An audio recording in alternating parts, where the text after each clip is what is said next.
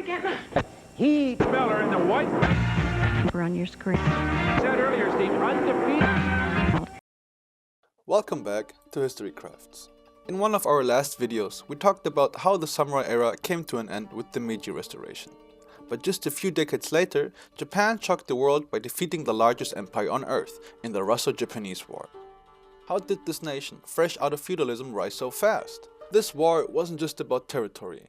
It was about modern warfare, global politics, and proving the world wrong. And here's the crazy part. It's one of the most important wars you probably never heard of.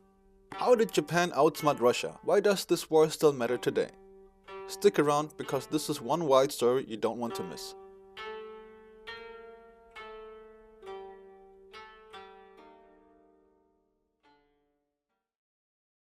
The roots of the Russo-Japanese War stretch back to the 19th century.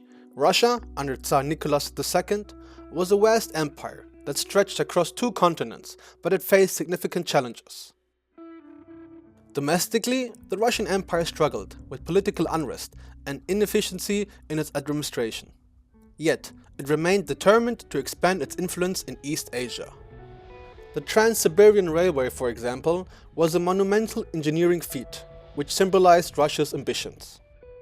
Stretching over 9,000 kilometers, it connected Moscow to Vladivostok, giving Russia better access to the Pacific.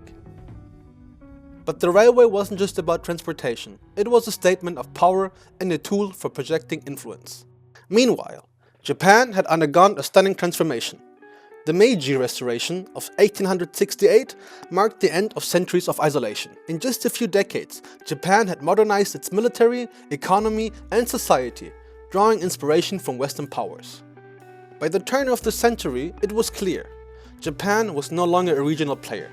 It was a rising power with ambitions of its own.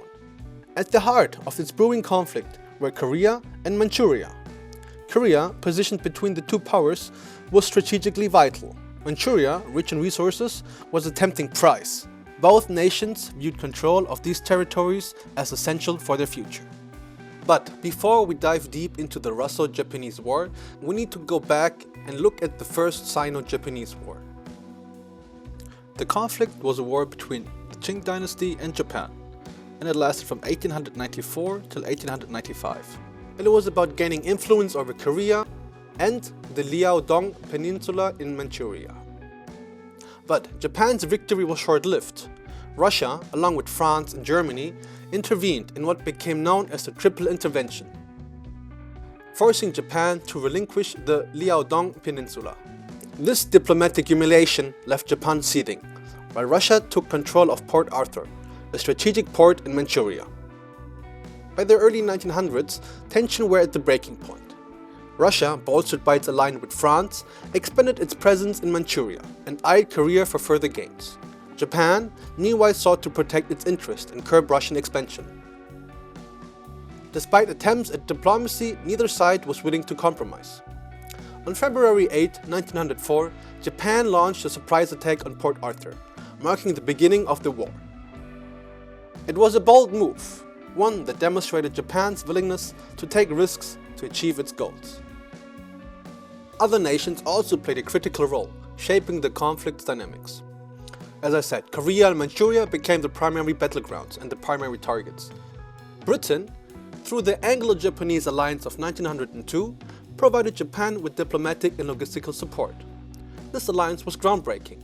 It marked one of the first times a Western power formally allied with an Asian nation. On Russian side, Tsar Nicholas II saw the war as an opportunity to unite its people and bolster its empire's prestige. But his leadership was distant, and his decisions were often driven by overconfidence and poor judgment. Russia's military was led by figures like General Alexei Kuropatkin and Admiral Stepan Makarov, both of whom faced logistical challenges in the vast expanse of East Asia. In Japan, Emperor Meiji served as a unifying symbol, while the real work was carried out by military leaders like Admiral Togo Hayashiro and General Kuroki Tamimoto. Togo, in particular, became a national hero for his strategic brilliance. The war's early stages were marked by the siege of Port Arthur, a grueling campaign that lasted nearly a year. Japan's forces relentlessly attacked the fortress, eventually recapturing it in January 1905. This victory was a significant morale booster for the Japanese. On land, the Battle of Mukden in early 1905 was a defining moment as well. With over 600,000 troops, this battle was one of the biggest of its time. The Japanese, through superior coordination and strategy, emerged victorious, forcing the Russians to retreat. At sea, the war reached its climax with the Battle of Tsushima in May 1905. After a grueling journey from Europe, the Russian Baltic Fleet was annihilated by Admiral Togo's forces. This decisive victory secured Japan's dominance at sea and underscored the effectiveness of its modernized navy. The war itself ended with the Treaty of Portsmouth in September 1905, mediated by US President Theodore Roosevelt. This treaty marked a significant shift in global power dynamics. Japan gained control of Korea, Port Arthur, and parts of Manchuria, cementing its status as a major power. Shortly after the Treaty of Portsmouth, Japan forced Korea to sign the Oilusa Treaty, making Korea a Japanese protectorate. This stripped Korea of its diplomatic sovereignty and placed it firmly under Japanese control. By 1910, Japan officially annexed Korea through the Japan-Korea Annexation Treaty, bringing the peninsula under direct colonial rule. For Russia, the defeat was a humiliation. It exposed the weakness of its military and governance, fueling unrest that would eventually lead to the 1905 revolution. Roosevelt's role in mediating the treaty earned him actually a Nobel Peace Prize, highlighting the growing influence of the United States on a global stage. The Russo-Japanese War wasn't just about strategies and soldiers. It was also a showcase of technological innovation and psychological ingenuity, setting the tone for 20th century warfare. Japan's navy was equipped with advanced torpedoes and rapid-fire artillery, giving it a significant edge over Russia's aging fleet. The use of wireless communication during the Battle of Tsushima was groundbreaking, allowing Admiral Togo to coordinate his fleet with precision. This technological superiority helped Japan dominate the seas and demonstrated the future potential of modern naval warfare. On the battlefield, machine guns and modern artillery played a decisive role, turning battles into deadly encounters. The siege of Port Arthur became a grim precursor to the trench warfare of World War I, with massive artillery bombardments and high casualty rates. Japan's ability to integrate new weaponry into its tactics showed how modernization could transform military powers. But this war wasn't fought only with weapons.